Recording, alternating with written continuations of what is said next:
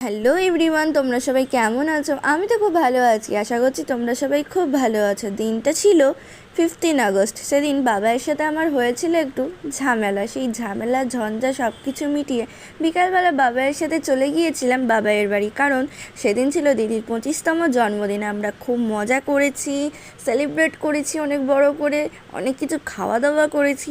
আর বাবাই আমার কাছে আবদার করেছিল ওদের বাড়ির জলচৌকিটা, যেহেতু জন্মাষ্টমী রয়েছে সেই জন্য জলচৌকির উপর কিছু সামান্যতম কলকা করে দেওয়ার জন্যে। আমি তেমনভাবে আঁকা কলকা কিছুই পারি না, যেটুকু পেরেছি চেষ্টা করেছি। তোমাদের কেমন লেগেছে লাইক করে জানাতে কেউ ভুলো না।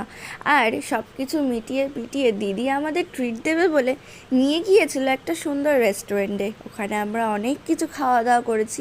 খাবারের নামগুলো ঠিক মনে নেই, তবে খাবারের টেস্টগুলো খুব ভালো ছিল। শেষে লাইম সোডাটা খেয়ে দাও, হজম করতে হবে, লাইম সোডাটাও ভালো ছিল। সব কিছু মিটিয়ে ঝামেলা ঝঞ্ঝা সব মিটিয়ে বাবার সাথে হলো আমার আবার ভাব। আড়ি আড়ি করে কতদিন থাকবো, আর ভাব তো করতেই হবে। সাবস্ক্রাইব করো, বাই।